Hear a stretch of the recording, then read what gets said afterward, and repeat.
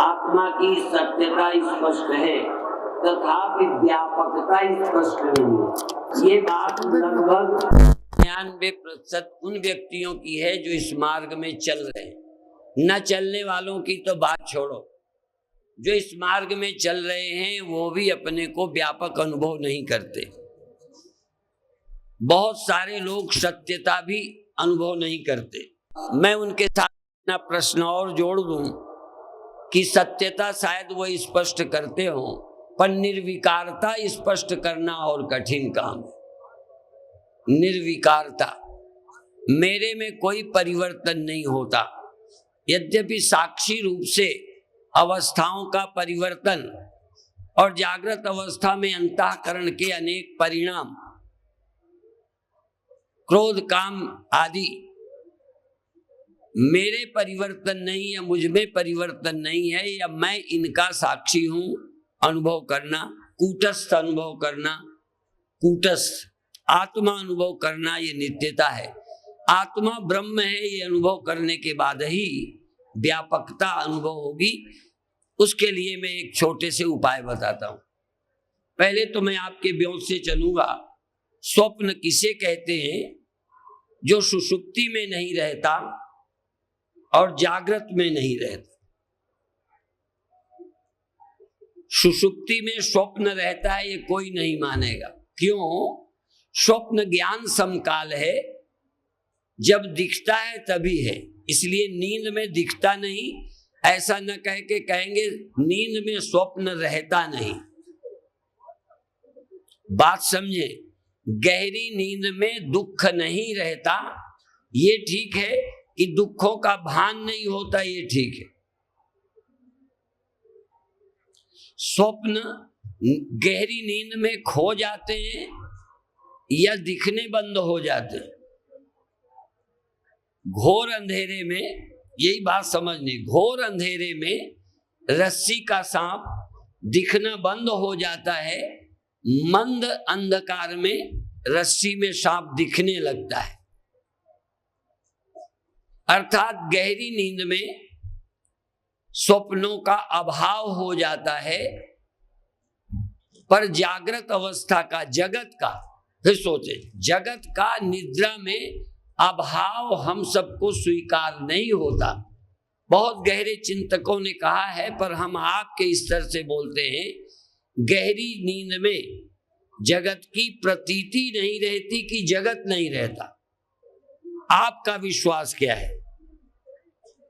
आप सामान्य जो मनुष्य है वो क्या मानते हैं? मेरी नींद में, नींद के कारण मुझे जगत दिखना बंद हो जाता है, जगत अपनी जगह रहता है। जैसे अंधा होने पर उजेला हमें नजर नहीं आता कि उजेला नहीं रहता। क्यों? उसी समय जब तुम्हें उजेला नजर नहीं आता, आंख वाले को उस समय उजेला नजर आता है। इसका मतलब प्रकाश की ऐसी सत्ता है कि जो नेत्र न होने पर भी है। जागृत जगत की ऐसी सत्ता है कि मेरी प्रतीति न होने पर भी जगत है, पर स्वप्न प्रतीति है तो ही है। जग गए तो प्रतीति नहीं होती, न कह करके हम कहते हैं स्वप्न नहीं रहे, स्वप्नों का भान नहीं रहता, जाने पर स्वप्न नहीं रहता। ज्यादा सही, मेरे ख्याल में स्वप्न नहीं रहता। इसी तरह से गहरी नींद में भी स्वप्न नहीं रहते। हम ये नहीं कहेंगे गहरी नींद में स्वप्न दिखाई पड़ने बंद हो गए थे, हम ये कहेंगे कि रहे ही नहीं थे। इसी तरह से एक सत्य का विचार किया, एक स्वप्न का, एक सत्य का। सत्य का विचार तुम्हारे स्तर से कि यदि न दिखते समय भी हो तो वह सत्य है। जगत क्यों सत्य है, स्वप्न क्यों सत्य नहीं है? क्योंकि ना तो वो जगने पर रहता है और न सोने पर रहता है। जगत हमको सोने पर भी, बोलो, रात को कुंभ मेले में सोए थे कि नहीं? तो कुंभ मेला दोबारा नया लगा है क्या? क्षिप्रा गंगा में नहाने गए थे, अब यहाँ चले आए तो क्षिप्रा गंगा नहीं दिखती, तो नहीं है क्या? और स्वप्न जब नहीं दिखते तब नहीं होते, जब दिखते हैं तभी होते हैं। दुख जब अनुभव होता है तब भी होता है, और जब दुख अनुभव नहीं होता तब भी होता है। अनुभव रूप है। इसलिए एक बात अभी जो सत्यता की थी उसकी पुष्टि करता हूं। जब हमें सत्य का ज्ञान हो जाता है तो ये स्वीकार हो जाता है कि जब हम जानते हैं आत्मा सत्य है तब भी है, जब हम भूल जाते हैं तब भी आत्मा असत्य नहीं होती। जैसे नींद में जगत असत्य नहीं होता, भान नहीं रहता, ऐसे ज्ञान होने के बाद व्यक्ति आत्मा की नित्यता में संदेह रहित हो जाता है। मैंने उसके प्रश्न की पुष्टि की है। नींद में मुझे अपनी सत्यता का भान तो नहीं है, पर कभी मैं नहीं मानता कि नींद में सत्य नहीं रहा था। फिर वही जगत की बात देखो, नींद आती है तो जगत का भान नहीं रहता, पर कोई जागकर व्यक्ति ये नहीं कहता कि नींद में जगत नहीं था। कहते जगत तो था पर मुझे भान नहीं था। तो जब तुमको आत्मा का ज्ञान होगा तो यही ज्ञान होगा कि आत्मा तो तब भी थी जब मुझे पता नहीं था, आत्मा तब भी सत्य थी जब मुझे पता नहीं था, या आत्मा का जब मैं मरना स्वीकार करता था तब भी आत्मा अविनाशी थी। इस तरह से पता चलता है। व्यापकता का पता चलने के लिए महाजागृत होना जरूरी है। महाजागृत का अर्थ है जगत को स्वप्न की तरह एक बार हो जाने देना। जब तक जगत स्वप्नवत नहीं हो जाता आत्मा की व्यापकता का अनुभव नहीं होगा। जैसे स्वप्न में तुम अपने को व्यापक नहीं जानते, स्वप्नावस्था में हम अपने को व्यापक नहीं जानते, अपने को एक व्यक्ति जानते हैं। पर जब विचार करेंगे जागकर कि स्वप्नों में तुम्हारे अलावा जो तुमको लगता था ये है, वो क्या था? तुम उससे अलग लगते थे, ये क्या है? जमीन क्या थी, सड़क क्या थी, गंगा क्या थी? स्वप्न की। स्वप्न के जीव जंतु क्या थे और परिवार क्या था? तो पता चलेगा कि मेरा ज्ञान ही अनेक रूपों में विकल्पित था, कल्पित था, वहां मेरे सिवा सत्य कोई नहीं था। तो अभी क्या है, दृष्टा देहाभिमान से युक्त है, इसलिए दृष्टा अपने को परिच्छिन्न जानता है। जहां ज्ञाता, ज्ञान और ज्ञेय तीन नहीं रहते, ज्ञाता, ज्ञान और ज्ञेय एक हो जाते हैं, तब व्यक्ति ये अनुभव करने में सक्षम होता है कि जिसको मैं ज्ञेय और अलग जानता था वो मेरे से अलग नहीं था। क्योंकि मेरे से अलग होने में ही व्यापकता की हानि है। मैं यहां हूं, तुम वहां हो, वहां मैं व्यापक नहीं हूं। यहां तक बता दूं, सूर्य का प्रकाश यहां तक है, सूर्य का अपना जो मोटा अस्तित्व है वो यहां नहीं है। फिर ध्यान दो, एक दीपक जलाते हैं, दीपक की रोशनी फैलती है, दीपक एक जगह जलता है। अभी प्रायः क्या है कि हम लोग जहां हैं अनुभव करते हैं कि यहां हम विद्यमान हैं, यहां, वहां नहीं। वहां को देखते हैं, हम यहां हैं, तुम वहां हो। ये तो देह के स्तर में। दूसरा, तुम उस देह के दृष्टा हो, उस अंतःकरण के साक्षी हो, मैं इस अंतःकरण का साक्षी हूं। इसलिए साक्षी व्यापक नहीं है। यद्यपि जिन्होंने प्रश्न किया है वो अनपढ़े नहीं है, और तुम लोग भी पढ़ लिख करके व्यापक कहते हो, पर उसका प्रश्न ज्यादा सच्चा है और ईमानदारी का है। प्रश्न भी बहुत कम लोग ईमानदारी से करते हैं। गुरु के लिए भी साक्षी को व्यापक कहा है, सर्वधि साक्षी भूतम। गुरु सब बुद्धियों का साक्षी है, जबकि प्रैक्टिकल कोई गुरु या तुम या मैं तुम्हारे अंतःकरण का साक्षी नहीं लगता, तुम मेरे अंतःकरण के साक्षी नहीं लगते, तुम मेरे स्वप्नों को नहीं जानते, मैं तुम्हारे स्वप्नों को। इसलिए जो एक घर में जलने वाला बल्ब इस कमरे को प्रकाश रहा है, उस कमरे को नहीं, उस कमरे की रोशनी उस कमरे को प्रकाशती है। इसलिए ज्योतियां अलग अलग लगती हैं। तो आत्मा अलग अलग लगते हैं, व्यापक नहीं लगते। व्यापक लगना और एक आत्मा लगना एक बात है। एक आत्मा हमें नहीं मालूम पड़ती, ग्रंथ कहते हैं। इसीलिए मैं कहता हूं कि ग्रंथों की हजारों बातें अभी हमारे अनुभव में नहीं आती। एक नहीं, कथा सुनने पर, सुनाने पर, करने पर, पढ़ने पर, गुरु बनाने पर हजारों शास्त्र की बातें विश्वास तो करते हैं हम, लेकिन अनुभव नहीं करते। उसमें आत्मा की व्यापकता भी है। आत्मा एक है, ये तो कई विश्वास भी नहीं करते कि आत्मा एक है। हमारी आत्मा अलग, तुम्हारी आत्मा अलग, पर हम क्या कहते हैं? अलग अलग लगती है। इसमें दो राय नहीं। अलग अलग नहीं लगती होती तो समझाने की जरूरत ही नहीं। जैसे हम दुखी ना होते, हम यदि जीवन में दुखी ना होते तो सुखी होने के लिए कोई प्रयत्न नहीं करते, न लौकिक प्रयत्न करते, न वैदिक प्रयत्न करते। लौकिक प्रयत्न दवा दारू डॉक्टर भोजन ये, और लौकिक प्रयत्न अलौकिक प्रयत्न, हम ऐसा अगले जन्म और ये सुखी हो जाएं। इसी तरह से तमाम तरह के हम प्रयत्न करते हैं। लेकिन गुरुजन कहते हैं आत्मवित हर्ष शोक जहाद। आत्मवेत्ता हर्ष शोक से पार जाता है।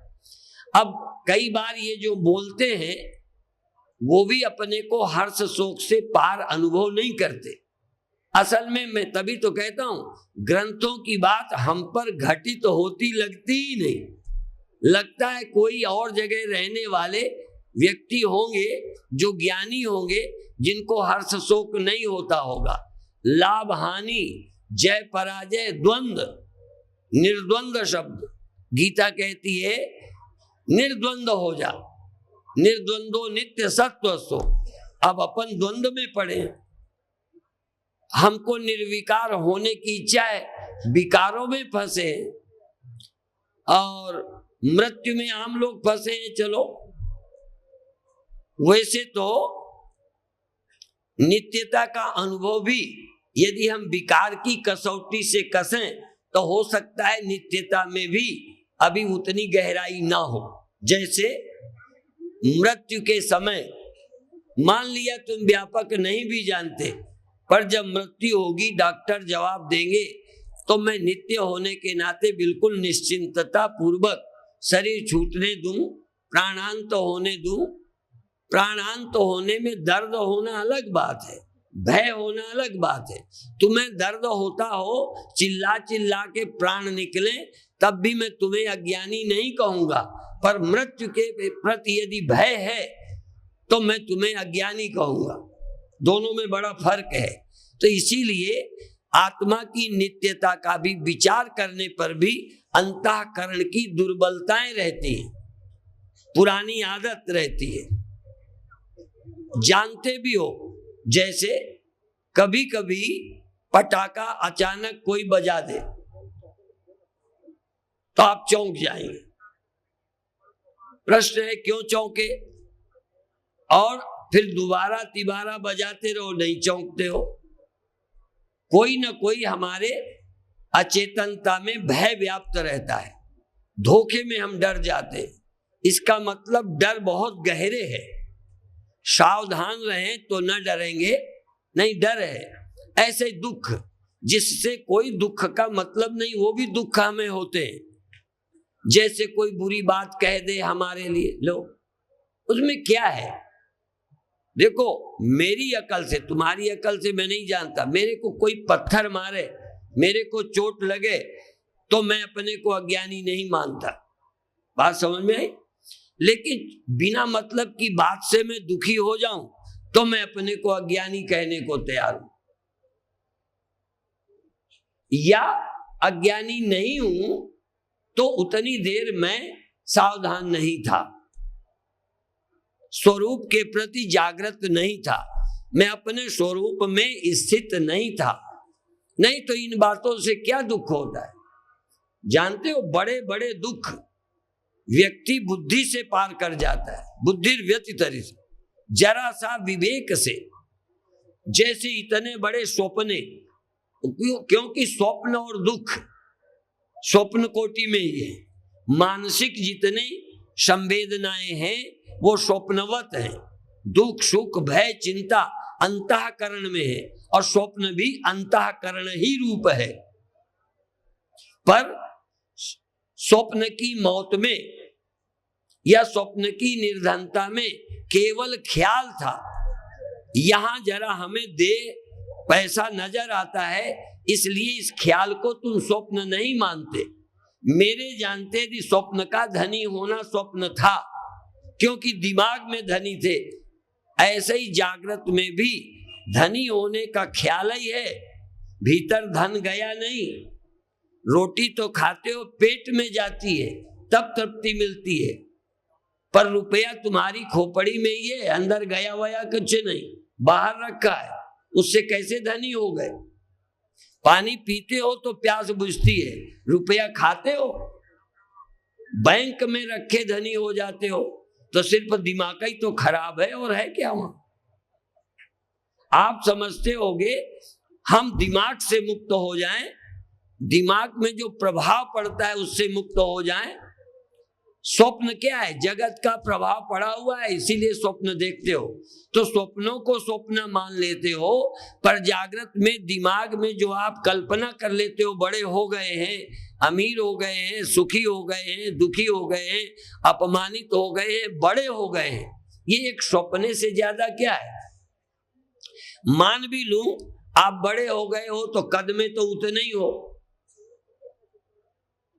केवल चुनाव हो गए आप बड़े हो गए। क्या हो गए मुझे बताओ? तुम बेवकूफ हो, तुम्हें बड़े मानने वाले बेवकूफ हैं, दोनों बेवकूफ। जिसे बड़े होने का ख्याल है वो भी, और जो उसको दूसरे भी मानने लगते हैं, क्योंकि हम सब स्वप्न देख रहे हैं। सपने में हम कुत्ते को मारते हैं तो सपने में कुत्ता भागता है, डरता है, यद्यपि वो मेरा ही ख्याल है, वहां कौन है? तो इसी तरह से जागृत अवस्था में जब हम ये समझने लगेंगे कि स्वप्न है जो हम सोचते हैं, जगत स्वप्न ना भी हो, तुम्हारे ख्याल तो स्वप्न है, और जगत में ख्याल ही तो है, दुखी हो, सुखी हो, छोटे हो, बड़े हो। तो जब जगत के सभी ख्यालों को हम स्वप्न करने में सक्षम हो जाएंगे या मनोलय करने में सक्षम हो जाएंगे, तब हम अपनी व्यापकता को समझ पाएंगे। व्यापकता के समझने के लिए केवल विचार ही नहीं, अपने विचारों का लय, हम देह के ख्याल से मुक्त हो जाएं, फिर सोचें। एक बार देह के ख्याल से मुक्त हो, क्योंकि देह से हमारा जो अनुभव है बंधा हुआ है, और हम अपने मन और इंद्रियों से बंधे हुए हैं, इसलिए व्यक्ति हो गए हैं। जैसे बुलबुले को व्यापक अनुभव होने में कोई कठिनाई नहीं, और वहां बुलबुला अकेला नहीं, बुलबुले को एक और घड़ा दे दिया जाए, है तो जरा झंझट वाला मामला, समझाने में बड़ा कठिन है। कि जैसे बिजली को एक रोशनी, और रोशनी को एक घर, कमरा, अब वो बिजली नहीं समझ पाता, वो अभी जो देखता है इस कमरे को देखता रहा और फिर बुझ गया, फिर कमरे को देखता रहा, वो व्यापक नहीं जान पाता। व्यापकता जानने के लिए लगभग ना तो बुझना है, न कमरा दिखना चाहिए, जब रोशनी को कमरा दिखना बंद हो जाए, दीवारें नजर न आए और अपने प्रकाश में कोई और व्यक्ति वस्तुएं भी ना दिखें, रोशनी अकेली हो और याद भी छोड़ दे जो अभी तक देखती रही, क्योंकि उस रोशनी में याद नहीं रहती, इस रोशनी में याद रहती है। जैसे यहां बैठे घर आपको याद आ सकता है, कहाँ के रहने वाले हो, कहाँ आश्रम है, मेरे भाई बंधु याद आ जाते हैं। ऐसे ही रोशनी ने कमरा देखा, व्यक्ति देखे, अब रोशनी अकेली एकांत में तो हो गई, अब दीवार नहीं दिखती, पर दीवार नहीं दिखती ये स्मरण है। इसका मतलब पहले दिखती थी, इसलिए अंदर बैठे दीवार ही अब नहीं दिखती, फला फला चीजें थी अब नहीं दिखती, और इसीलिए चूंकि इतना ही मैं देखता था और चीजें मुझे अलग दिखती थी, इस संस्कार के कारण ख्याल में भी आप सीमित हो। ख्याल में जैसे जैसे स्वप्न से जग जाने पर भी स्वप्नाध्यास रहता है। कैसे रहता है? स्वप्न में सांप काटने आया, यही कहकर मैं विषय का उपसंहार करूंगा। स्वप्न में सांप काटने आया, सांप कौन था, तुम कौन थे, दूरी क्या थी तुम्हारे ज्ञान के अलावा, लेकिन चलो स्वप्न में सांप काटने आया, काट लिया, परीक्षित को तो काटा ही था। इतने में नींद खुल गई, नींद खुल गई तो परीक्षित जग के बताने लगा कि अभी थोड़ी देर पहले सांप ने मुझे काटा और उस समय में बहुत डरा और मैं भागा, बचने की कोशिश की, फिर भी सांप ने काट लिया। यदि नहीं जगता तो बुरा हाल हो जाता। अब प्रश्न है, अभी भी जग गया पर परीक्षित व्यापक नहीं हुआ। जरा ध्यान दो, उस परीक्षित की बात नहीं मैं कह रहा, मैं अपना जो परीक्षित खड़ा किया है मैंने, उस परीक्षित की बात कहता हूं। जग के कहता है कि मुझे काटने आया, नींद न खुलती तो बड़ा बुरा हाल होता। माने जग करके भी अभी भी अपने को स्वप्न वाला आदमी ही मान के सोच रहा है। अब ये नहीं कहता कि मैं न तो आदमी था, परीक्षित था, न वो सांप था, दोनों स्वप्न थे, और दोनों स्वप्न थे तो व्यापक कौन था? बात समझ गए? व्यापकता समझने के लिए बता रहा हूं। असल में जग करके भी 99% लोग स्वप्नों से जाग कर भी अपने को स्वप्न में हम व्यापक थे ऐसा नहीं मानते।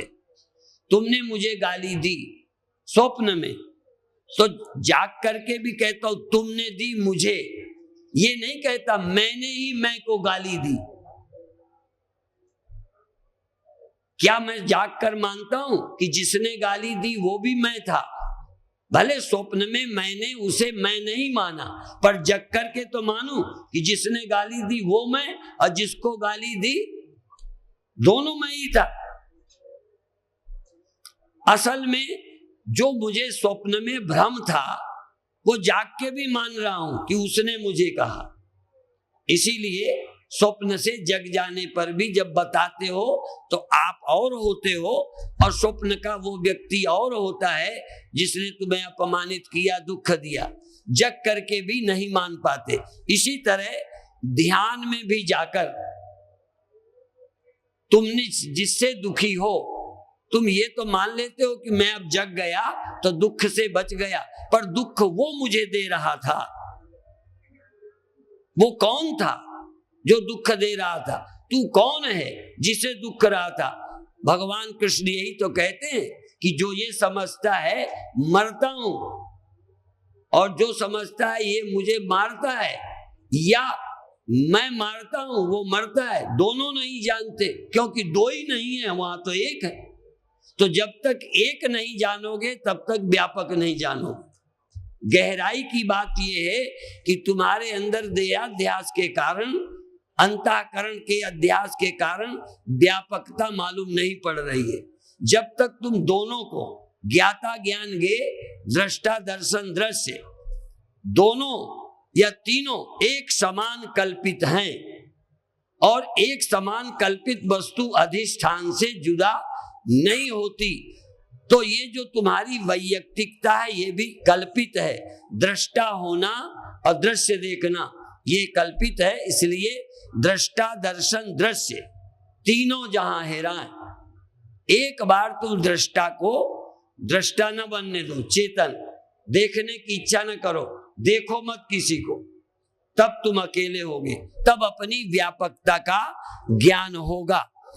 तो आपका बड़ा सौभाग्य है। अधिक देर तक मैं न बोलकर आपसे इतना ही कहूंगा कि धीरे धीरे इसकी गति होती है। शुरू में जब हम सुनते थे तो इन बातों को विश्वास तो करते थे पर अनुभव नहीं करते थे। हमको ये सब पढ़ाया गया था, व्यापकता है, ये है, आत्मा ब्रह्म है, साक्षी है, निर्विकारता है, कर्तापने की भ्रांति, भोक्तापने की भ्रांति। पर भ्रांति अभी तक भ्रांति लगे तब ना सच्चा जानते। तो स्वप्न से जागने पर जैसे स्वप्न भ्रम होता है, तो पहले हम इस ज्ञान को उपलब्ध हो कि कर्तापना भ्रम है, भोक्तापना भ्रम है, विकार भ्रम है। और इसीलिए अविद्या के भी लक्षण बताए। अनात्मा में आत्म बुद्धि, असुचि में सुचि बुद्धि, दुख में सुख बुद्धि होती है। ये अभी तक ये अध्यास जाना कितना कठिन है। और चला जाए तो तुमको ज्ञानी बताना नहीं पड़ेगा और तुम किसी से पूछोगे नहीं मैं ज्ञानी हूं कि नहीं। स्वप्न से जग जाने के बाद तुम अपने पड़ोसी से पूछते हो मैं जग गया कि नहीं। अभी कहीं स्वप्नों में तो नहीं हो, अभी तुम दुखी हो, ना समझ हो, 10 बातें दिमाग में हैं, वो निकाल नहीं पाए। एक बार निकाल कर देखो, इसलिए एक बार का बड़ा महत्व है। और ज्ञान इतना आसान होता तो सारे वेद उपनिषद ज्ञान की महिमा गाते हैं, फिर भी वो पल्ले नहीं पड़ता। बधाई के पात्र हो। इस कुंभ के पावन अवसर पर हम उस गहराई को उपलब्ध करें। अभी इतना ही कहकर समाप्त करते हैं। और एक बात अंत में कहूं, यदि किसी भी तरीके से भक्ति साधना ध्यान से एक बार गहरे सुख का अनुभव हो जाए, क्योंकि हमारी प्रकृति में सुख ही का आकर्षण है, तो सुख हमें पकड़ लेता है। यदि भगवान की भक्ति का, भजन का, ध्यान का सुख मिल जाए तो समझो उधर फिर तुम चल पड़ोगे, आसक्ति हो जाएगी। आसक्ति हमारी सुख में ही है, कहीं पर भी है, और थोड़ी बड़प्पन में है। तो भगवान को पाकर इतना बड़प्पन सुख शांति मिलेगी कि और चीजें सब फीकी लगेंगी। जो मोहिराम लागते मीठे, तो नवरस खट रस हो जाते सब फीके।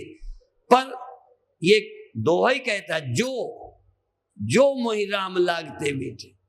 इसका मतलब राम अभी मीठे नहीं लगते, राम अभी प्यारे नहीं लगते, राम का रस अभी नहीं मिलता। राम रस मिले तो काम रस आप ही खो जाएगा, सारी चीजें खो जाएंगी। ओम शांति शांति शांति।